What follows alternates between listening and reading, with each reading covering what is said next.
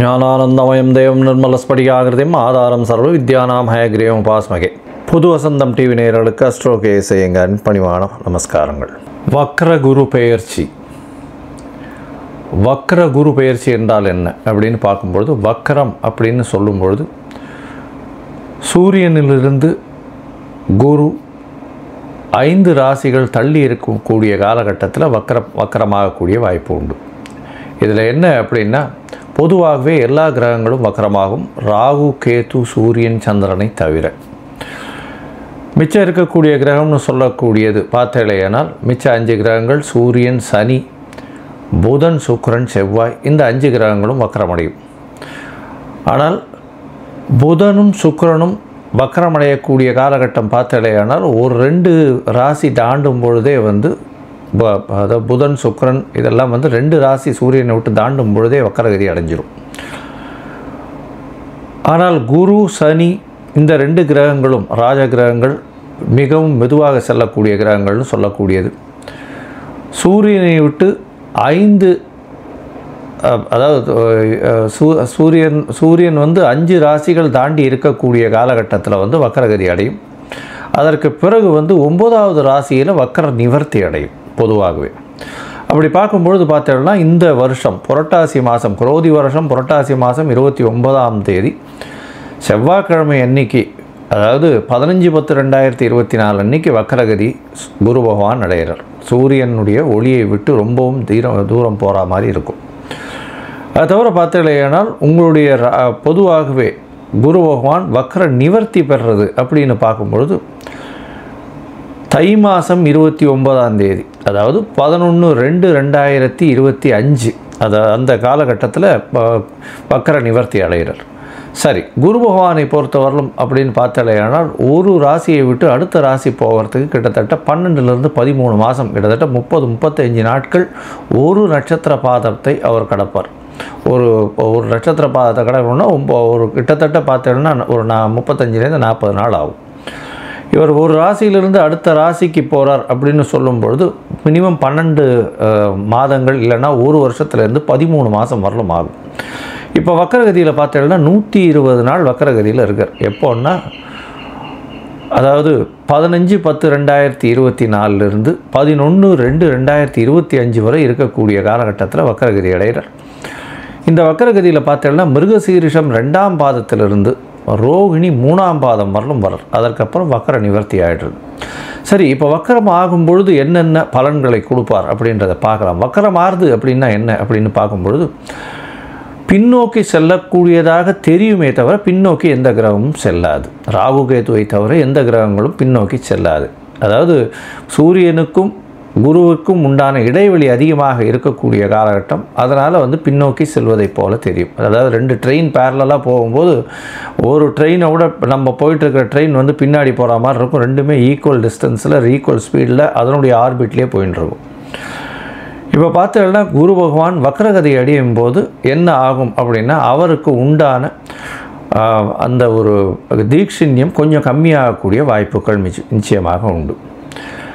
அதன் மூலியமாக நல்ல, அதாவது சுபகிரகமான குரு பகவான், அதாவது அதீத சுபர்னு சொல்லக்கூடியவர், அதாவது கிரகங்களிலேயே முதல் சுபர்னு சொல்லக்கூடியவர் குரு பகவான்.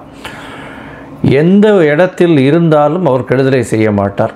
அதனால் ஒன்று அவருடைய விஷயத்தை அவர் செய்ய வேண்டிய இது செய்வாரே தவிர அவருக்கு எதிர்வினையாக செய்ய தெரியாது, செய்யவும் மாட்டார். தவறான விஷயங்கள் செய்ய மாட்டார். அதனால தான் அவர் குரு பகவான் பேர் வச்சு குரு அப்படின்னு சொன்னாலே அது பெரிய ஏற்றத்தை கொடுக்கக்கூடியவர். சரி, இந்த குரு பகவான் இருக்கக்கூடிய இடம் இருக்கக்கூடிய இடத்தை விட பார்க்கக்கூடிய இடம் அதிகமாக வலுப்பெறும். தனித்த குரு, தனித்த அந்தணன் பாழ்னு சொல்லுவாங்க. தனித்த குரு இருந்ததுன்னா ரொம்ப அனலைஸ் பண்ணி அந்த இடத்துக்கு எடுத்துரும். அதனால் தனித்த குருவாக இருக்கிறதை விட அது பார்க்கக்கூடிய இடம், அது தவிர அத்தோடு சேர்ந்த கிரகங்கள், அதை பார்க்கக்கூடிய கிரகங்கள் நல்லபடியாக இருந்ததுன்னா பெரிய ஏற்றம் கிடைக்கக்கூடிய காலகட்டம். சரி, இப்போ வக்கர குருவாக இருக்கே, இப்போ எப்படி இருக்கும் அப்படின்னா, வக்கர குருவாக இருக்கும்பொழுது என்னென்ன சுப பலன்கள் கொடுக்கணுமோ அந்த சுப பலன்களை கொடுக்காமல் நிறுத்துவார். இதன் மூலியமாக சுபங்கள் வரக்கூடியது அப்படின்னு பார்க்கக்கூடிய காலகட்டத்தில் சிறு தடங்கள் ஏற்படக்கூடிய காலகட்டமாக அமையும். இப்போ ஏற்கனவே சிறு தடங்களில் இருக்கிறவர்களுக்கெல்லாம் வந்து ஒரு நல்ல நேரமாக மாற்றமாக அமையும். அதாவது அப்படியே மாற்றி செய்யும். அதுதான் வந்து வக்கரகதியினுடைய ஒரு பெரிய நிமித்தமே. இப்போ வக்கரகதியில் இருக்கும்பொழுது என்ன அப்படின்னு பார்த்தோம்னா, சூரியனுடைய சமசப்தம பார்வையில் குரு வக்கரகதியில் இருக்கும்பொழுது அந்த காலகட்டத்தில் பார்த்தேன்னா சிவராஜ யோகம்னு சொல்லக்கூடியது அமையிறது. இந்த சிவராஜ யோகம் அமையிறதுனால என்ன அப்படின்னா, நினைத்த காரியங்கள் எல்லாமே நிச்சயமாக வெற்றி பெறக்கூடிய வாய்ப்பு உண்டு. இது எப்போ அமையும் அப்படின்னா, சூரியன் விருச்சிகத்தில் வரும்போது இந்த வருஷம் வந்து குருவும் வந்து ரிஷபத்தில் இருக்கார். விருச்சிகம்னா கார்த்திகை மாதத்தில் சூரியன் வரும்போது சிவராஜ யோகம் அமையிறது. இதன் மூலியமாக பார்த்தோம்னா நல்ல ஒரு ஏற்றம் கிடைக்கக்கூடிய காலகட்டமாக அமையும். அது எந்தெந்த ராசிக்கு அப்படின்றத ஒன்றொன்னா பார்க்கலாம். இப்போ வந்து பொதுவாகவே இந்த மிருகசீரிஷம் 2ஆம் பாதத்திலிருந்து ரோகிணி 3ஆம் பாதம் இது எல்லாமே ஒரே ராசியிலேயே இருக்குது. சரி, ஒரே ராசியிலேயே இருக்கிறதுனால வந்து இது ஒரு பெரிய மாற்றத்தை எப்படி கொடுக்கும் அப்படின்னா, வக்கரகதியில் இருக்கும்பொழுது அதனுடைய பாதங்கள் மாறுறதுனால ஒரு மாதத்துக்கு ஒரு தரம் வந்து நவாம்சத்தில் அது பாதங்கள் மாறும். மிருகசீரிஷம் 2ஆம் பாதம்னா கன்னியில் வரும். அதற்கு பிறகு 1ஆம் பாதம்னு சொல்லும்போது சிம்மத்தில் வரும். அதற்கு பிறகு ரோகிணி 4ஆம் பாதம் அப்படின்னு சொல்லக்கூடியது வந்து கடகத்திலையும், 3ஆம் பாதம்னு சொல்லக்கூடியது மிதுனத்திலையும் வரும். ஸோ இதனால் என்ன ஆகும் அப்படின்னா, அந்த நவாம்சத்தில் இருக்கக்கூடிய இடத்த வச்சு அதனுடைய பலன்களும் மாறும், பார்வைகளும் மாறும். இதனால் வந்து என்ன ஆகும் அப்படின்னா, உங்களுக்கு வரக்கூடிய பிரச்சனைகள் ஒரு மாதமோ 1.5 மாதமோ தான் இருக்கக்கூடிய வாய்ப்பு இருக்கும். ஏன்னா கன்னியிலிருந்து சூரிய பகவான் புரட்டாசி 29ஆம் தேதினா 30ஆம் தேதிக்கு மேலே அவர் வந்து துலாத்துக்கு போடுவார். துலாம், விருச்சிகம், தனுசு இதுக்கு போகிறாருன்னு வச்சுக்கோங்க. மார்கழி முடிஞ்சு அதுக்கப்புறம் வந்து தை மாதம் 29 தேதி அப்படின்னும் போது மகர ராசிக்கு போய் 29 தேதிக்கு போகிறார். இந்த 4 மாதம்னு சொல்லக்கூடியது 120 நாளை தான் வந்து பொதுவாகவே இந்த வக்கரகதி அடையிறது. சரி, குரு அப்படின்னு சொல்லும்போது அவர் வந்து காரகத்துவம் அப்படின்னு சொல்லுவோமே. ஆனால் குரு பகவானுக்கு உண்டான காரகத்துவம் புத்திர காரகன், அவர் வந்து தன காரகன். அதை தவிர வந்து தொழிலுக்கு முக்கியமானவர். லாபத்தை ஈட்டி கொடுக்கணும் அப்படின்னா குரு தான் மிகவும் முக்கியமானவர்.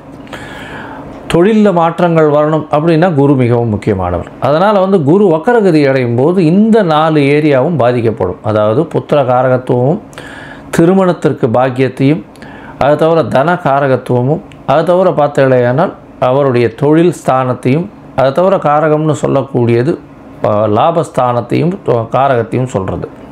இந்த 4 விஷயங்களும் பிரச்சனைகளுக்கு உண்டாகும். சரி, இப்படி பிரச்சனை வரும்போது என்ன பண்ணலாம், எளிய பரிகாரம் என்ன பண்ணலாம் அப்படின்னா, குரு பகவானுக்கு உண்டான தட்சிணாமூர்த்தியை போய் சேவிச்சுட்டு வர்றது. சரி, அதற்கப்புறம் வந்து அவருக்கு ஒரு மஞ்சள் கலர் வஸ்திரம் அங்கே போய் கொடுத்துட்டு வர்றது. அதை தவிர வந்து படிக்கக்கூடிய சிறார்கள், சின்ன குழந்தைங்க, படிக்கக்கூடிய மாணவர்கள், அவர்களுக்கு எழுது பொருட்கள் இல்லைன்னா அவர்களுக்கு உண்டான படிப்பு பொருட்கள் பொருட்களாக வாங்கி கொடுக்கறது, பைசாவாக கொடுக்காம. அதை தவிர பார்த்தீங்கன்னா மஞ்சள் வஸ்திரம் தானம் கொடுக்கறது. குருவுக்கு உண்டானது இந்த அரச மரம்னு சொல்லுவோம். இந்த அரச மரம் அப்படின்னு சொல்லக்கூடியதும் முல்லை செடி இல்லை கொடி அது சொல்கிறோம் இல்லையா, அது வந்து அருகில் இருக்கக்கூடிய கோவில்லையோ இல்லை வந்து முல்லை செடி கொடியெல்லாம் வந்து ஆற்றுலையே வைக்கக்கூடியதாக இருக்கலாம். இதெல்லாம் வந்து நல்ல ஏற்றத்தை கொடுக்கும். குரு பகவானுக்கு உண்டானது மூக்குக்கடலை தானமாக கொடுக்கறது. இல்லை சுண்டல் வந்து பண்ணிவிட்டு அது வந்து கோவிலில் கொடுத்து அதன் மூலியமாக அந்த பிரச்சனைகள் எதுவாக இருந்தாலும் எளிய பரிகாரத்தின் மூலியமாக, அதாவது சுண்டல் பண்ணி தட்சிணாமூர்த்திக்கு வியாழக்கிழமை பண்ணி கொடுக்கறதுனால நல்லது.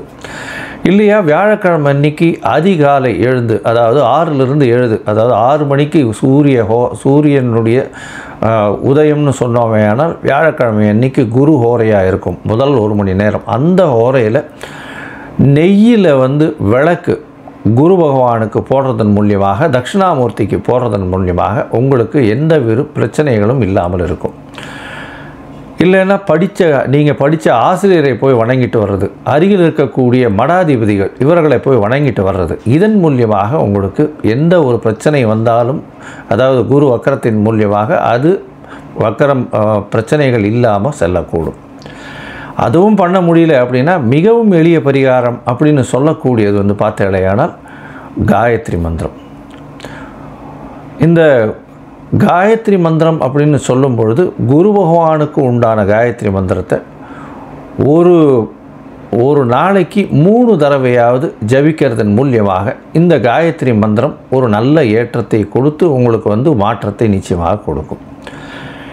சரி, இப்போது ஒரு ராசியாக மேஷம் முதல் மீனம் வரை இந்த குரு வக்ர பெயர்ச்சி என்ன செய்யும் அப்படின்றத பார்க்கலாம். அதற்கு முன்னாடி என்னுடைய மொபைல் நம்பர் கீழே ஸ்க்ராலிங்கில் போயின்னு இருக்கும். உங்களுக்கு அஸ்ட்ராலாஜிக்கல் கன்சல்ட் தேவைப்பட்டதுன்னா எனக்கு ஃபோன் பண்ணுங்க. உங்களுடைய date, time, place of birth, உங்களுடைய பெயர், தாய் தகப்பனார் பெயர் கொடுத்து இல்லையானால் ஜாதகத்தை போட்டு சந்தி இருக்கான்னு முதல்ல பார்த்துட்டு, அதாவது நட்சத்திர சந்தி, பாத சந்தி, அதை தவிர லக்ன சந்தி ஏதாவது இருந்ததே ஆனால் அதற்கு பிறகு அதை கரெக்ஷன் பண்ணிவிட்டு அதற்கு அப்புறம் உங்களுடைய தசாபுக்தி அந்தரம் சூக்ஷ்மம் இன்றைய காலகட்டத்தில் இருக்கக்கூடிய கோச்சாரத்தின் வழியாக உங்களுக்கு என்ன பலன், எளிய பரிகாரம் என்ன அப்படின்றத சொல்கிறேன். இப்போது மேஷம் முதல் மீனம் வரை வக்ர குரு 2024 எப்படி இருக்குன்றதை பார்க்கலாம். இந்த குரு காயத்ரி அப்படின்னு சொல்லக்கூடியது ஓம் ரிஷபத்வஜாய வித்மஹே கிருணிஹஸ்தாய தீமஹி தன்னோ குரு பிரச்சோதயாத் அப்படின்ற மந்திரத்தை ஒரு நாளைக்கு 3 தடவை சொல்கிறதன் மூலியமாக பிரச்சனைகள் எல்லாம் குறையும். அது இல்லையா, இன்னொரு காயத்ரி மந்திரம் அப்படின்னு சொல்லக்கூடியது ஓம் குருதேவாய வித்மஹே பிரம்மானந்தாய தீமஹி தன்னோ குரு பிரச்சோதயாத் அப்படின்ற காயத்ரி மந்திரத்தையும் சொல்லலாம். இதில் ஏதாவது ஒன்று டெய்லி ஜபிச்சின்னு வர்றதும் ரொம்பவும் விசேஷம். ஒரு நாளைக்கு 3 தடவை சொல்கிறதன் மூலியமாக உங்களுக்கு வரக்கூடிய வந்த பிரச்சனைகள் எல்லாமே கண்டிப்பாக சென்றுவிடும். மகரம், உத்திராடம், திருவோணம், அவிட்டம் இந்த 3 நட்சத்திரம் 9 பாதங்களை கொண்ட ராசி. ராசியின் அதிபதி அப்படின்னு சொல்லக்கூடிய சனி பகவான் ராசிக்கு 2ஆம் இடத்துல வக்ரகதியில் இருக்கார். இந்த குரு வக்ர பயிற்சியின் பொழுது அவர் வக்ரத்தில் நிவர்த்தி அடைஞ்சுடுறார். ஏன்னா நவம்பர் 4ஆம் தேதிக்கு அடைஞ்சுடுறார். அக்டோபர் 15ஆம் தேதிக்கு குரு பகவான் வக்ரகதி அடைகிறார். அதனால் ஒரு 15-20 நாளில் சனி பகவான் வக்ர நிவர்த்தி ஆகிடுறது. இப்போது குரு பகவானின் வக்கரகதி எப்படி இருக்குது அப்படின்றத பார்க்கலாம். குரு பகவான் உங்களுடைய ராசிக்கு 5ஆம் இடத்துல இருக்கார். 5ஆம் இடத்துல குரு பகவான் இருந்து உங்களுடைய ராசியை இவ்வளோ நாளாக பார்த்துட்டு இருக்கிறதுனால உடல் நலத்தில் ஏற்றம், பேச்சில் நல்ல வளம் இருக்கும். அதை தவிர முகப்பொலிவு இருக்கும். அதை தவிர நீங்கள் என்ன சொன்னீங்கனாலும் அது சரியாகவே எடுத்துக்கொள்ளப்படும். அதன் மூலியமாக பார்த்தாலேயானால் நீங்கள் எந்த இடத்துக்கு போனாலும் உங்களுக்கு பதவி, புகழ், மரியாதை, அந்தஸ்து, கௌரவம் இது எல்லாமே அதுவாக கிடைக்கும். அதை தவிர உங்களுடைய குழந்தைகள் மூலியமாக பெரிய ஏற்றம் கிடைக்கக்கூடிய காலகட்டமாக இவ்வளோ நாளாக இருந்திருக்கும். ஆனால் இப்போது வக்ரகதியில் 5ஆம் இடத்துல போய் இருக்கார் அப்படின்னா குழந்தை பிராப்தி. இப்போ குழந்தை பிராப்திக்கு பார்த்துட்டு இருக்கவாளுக்கு கொஞ்சம் இந்த குரு வக்ர பயிற்சி முடிகிற வரலும் கொஞ்சம் வெயிட் பண்ணுறது நல்லது. ஏன்னா 5ஆம் இடத்துல குரு தனித்த குருவாக இருந்து வக்ரகதி அடையிறதுனால குழந்தை பிராப்தியில் பிரச்சனைகள் வரக்கூடிய வாய்ப்புகள் நிச்சயமாக உண்டு. அதனால் கொஞ்சம் பொறுமையாக இருக்கிறது நல்லது. அதாவது இந்த ஐவிஎஃப் பண்ணிக்கிறவா, இந்த மாதிரியான குழந்தை பாக்கியத்திற்கு பார்த்து கொண்டு இருக்கிறவாள்லாம் கொஞ்சம் தள்ளி போடுறது ரொம்பவும் நல்லது. இது எப்போ வரலாம், இது குரு வக்ர பயிற்சி இருக்குது அப்படின்னா 15/10 11/2/2025 வரலாம். கிட்டத்தட்ட ஒரு 4 மாதம் 120 நாட்கள் இருக்குது. இந்த காலகட்டத்தில் எந்த ஒரு புது முயற்சி வேண்டாம் அப்படின்றத பொறுமையாக சொல்லுறோம். 5ஆம் இடத்துல போய் இருக்கிறதுனால உங்களுடைய பூர்வ புண்ணிய புத்திர ஸ்தானம் பாதிக்கிறது. இதன் மூலியமாக என்னென்னா சில தடங்கள் வரும். உங்களுடைய பூர்வ புண்ணியஸ்தானம் பாதிக்கிறதுனால உங்களுடைய அதிர்ஷ்டங்கள் கம்மியாகக்கூடிய வாய்ப்புகள் உண்டு. இதுக்கு நம்ம எப்படி இது பண்ணலாம் அப்படின்னா குரு பகவானுக்கு உண்டான எளிய பரிகாரம்னு நான் சொல்லியிருக்கிறத கொஞ்சம் பண்ணுங்க. அது கண்டிப்பாக பண்ணுறதன் மூலியமாக குரு காயத்ரி மந்திரம் ஒரு நாளைக்கு 3 தடவை சொல்கிறதன் மூலியமாக நிச்சயமாக மாற்றத்தை ஏற்படுத்த முடியும். ஏன்னா இது ஒரு 4 மாதம் காலகட்டம் தான். சரி, இந்த 4 மாதமும் மொத்தமுமே அப்படியே இருக்குமா அப்படின்னா அப்படி இருக்காது. ஏன்னா 4 மாதத்தில் பார்த்தோம்னா முதல் மாதம் 15/10 15/11 வரலும் உண்டான காலகட்டத்தில் கார்த்திகை மாதமாகவும் போகிறது. இதனால் பார்த்தாலேயானால் உங்களுடைய ராசிக்கு குரு, அதாவது குரு பகவான் 5ஆம் இடத்துல இருந்து சூரியனின் பார்வையில் இருக்கார், சமசப்தம பார்வையில். அதனால் 5ஆம் இடத்துல இருக்கக்கூடிய குரு பகவான் சமசப்தமத்தில் சூரியனை பார்க்குறார். விருச்சிகத்தில் சூரிய பகவான் வரார். இது ஒரு பெரிய ஏற்றமான விஷயமாக இருக்கும். சிவராஜ யோகம்னு இருக்கும். நினைத்த காரியங்கள் நினைத்த இடத்தில் நடக்கக்கூடிய காலகட்டமாக அமையும். வக்ரகதியில் குரு இருக்கும் பொழுது வரக்கூடிய யோகம் இது. அதனால் இந்த காலகட்டத்தில் இந்த ஒரு மாதம் உங்களுக்கு பெரிய யோகத்தை கொடுக்கும். அதாவது 15/10 15/11 வரலும் உண்டான காலகட்டங்கள் நீங்கள் நினைத்ததை சாதிக்கக்கூடிய காலகட்டம். புதிய பதவி வந்து சேரும், அதிர்ஷ்டங்கள் வந்து சேரக்கூடிய காலகட்டமாக நிச்சயமாக இருக்கும். அதற்கு பிறகு பார்த்தலையானால் உங்களுடைய ராசிக்கு அதாவது 8ஆம் இடத்துல, அதாவது செவ்வாயின் முதல் பாதத்தில் குரு பகவான் இருந்தால் நவாம்சத்தில் 8ஆம் இடத்துல வரும். அந்த காலகட்டத்தில் பார்த்தலையானால் குருவும் மறைஞ்சிருக்கக்கூடிய காலகட்டமாக இருக்கிறதுனால சிறு சிறு தொல்லைகள் கொடுக்கும். உடல் நலத்தில் பிரச்சனைகள் வரக்கூடிய வாய்ப்புகள் நிச்சயமாக இருக்கும். 15-11 15-12 வரலும் உண்டான காலகட்டத்தில். அதனால் வந்து புதுசாக எந்த முயற்சியும் வேண்டாம். வெளிநாடு போகக்கூடிய பாக்கியம் நிச்சயமாக வரும். இதன் மூலியமாக வெளிநாடு போகக்கூடிய பாக்கியம் வரும் அப்படின்னா வேலை தொழில் செய்யும் மூலியமாக நிச்சயமான பாக்கியம் வரும். மறைந்த இடத்திலிருந்து திடீர் பொருள் செல்வம் வரக்கூடிய வாய்ப்புகள் நிச்சயமாக இருக்கும். பழைய ஆசிரியர்கள், நீங்கள் படித்த ஸ்கூல் காலேஜஸில் இருக்கக்கூடிய பழைய ஆசிரியர்களை போய் பார்க்கக்கூடிய வாய்ப்புகள் நிச்சயமாக கிடைக்கும். பழைய ஆசிரியர்கள், உங்களுடைய ஸ்கூல் டீச்சர்ஸ் இவாளெல்லாம் போய் பார்க்குறது, ப்ரொஃபஸர்ஸை போய் பார்க்குறது, உங்களை நன்னெறிப்படுத்தினவர்களை போய் பார்க்குறது, இதெல்லாம் வரக்கூடிய வாய்ப்புகள் நிச்சயமாக உண்டு. உங்களுடைய ராசிக்கு பார்த்தலையானால் குரு பகவான் 5ஆம் இடம், 7ஆம் இடம், 9ஆம் இடம் இந்த 3 இடத்தையும் பார்க்குறார். இதன் மூலியமாக என்ன அப்படின்னா உங்களுடைய ராசிக்கு 9ஆம் இடத்தை பார்க்குறார், 11ஆம் இடத்தை பார்க்குறார், உங்களுடைய ராசியே பார்க்குறார், 5ஆம் இடத்துல இருக்கார். இதனால் இந்த இடங்களெல்லாம் பார்க்கக்கூடிய இடங்களெல்லாம் வலுப்பெற்று போகிறது. இந்த இடத்துல பார்த்தீங்கன்னா உங்களுடைய ராசிக்கு 9ஆம் இடத்தை குரு பகவான் வக்கர கதியில் பார்க்கறதுனால தந்தையின் உடல் நலத்தில் சற்று பின்னடைவு ஏற்படக்கூடிய வாய்ப்புகள் நிச்சயமாக உண்டு. வெளிநாடு வெளியூர் போகணும் படிக்கிறதுக்குன்னும் பொழுது அது கொஞ்சம் செட்பேக் இருக்கக்கூடிய வாய்ப்பு. ஏன்னா வெளிநாட்டில் போய் இந்த யூனிவர்சிட்டிலேயே படிக்கணும்னு நினச்சிட்டு இருக்கவாளுக்கு அது ஒரு செட்பேக் இருக்கக்கூடிய காலகட்டமாக அமையும். அது கிடைக்கக்கூடிய வாய்ப்புகள் கொஞ்சம் கம்மியாகவே இருக்கும். பிப்ரவரி மாதம் வரலும் அது கிடைக்கிறது கஷ்டம். அதனால் கொஞ்சம் பொறுமையாக இருக்கிறது நல்லது. அடுத்தது இந்த பேங்க்கில் லோனுக்கு எதிர்பார்த்துன்னு இருப்பீங்க, அதெல்லாம் கொஞ்சம் தடைபடக்கூடிய வாய்ப்புகள் உண்டு. புதுசாக வீடு வாகனங்களுக்குன்னு வீடு மனை இதுக்கு லேண்டுக்கு வாங்கிறதுக்குன்னு இது பார்த்துன்னு இருப்பீங்க லோனுக்கு, அது கொஞ்சம் இழுத்தடிக்கக்கூடிய வாய்ப்புகள் நிச்சயமாக இருக்கும். மற்றபடி பார்த்தலையானால் இந்த மகர ராசிக்காரர்களுக்கு நல்ல ஒரு ஏற்றமான காலம் இருந்தாலும் சிறு சிறு பிரச்சனைகள் தடைகள் வரும். அதனால் நீங்கள் என்ன பண்ணுவோம், சிவகங்கை பக்கத்தில் இருக்கக்கூடிய பட்டமங்கலம்ன்ற ஊரில் இருக்கக்கூடிய தட்சிணாமூர்த்தி பெருமாளை போய் தட்சிணாமூர்த்தியை போய் சேவிச்சுட்டு வாங்கும். நல்ல ஒரு ஏற்றம் உங்களுடைய வாழ்வில் நிச்சயமாக மலரும்.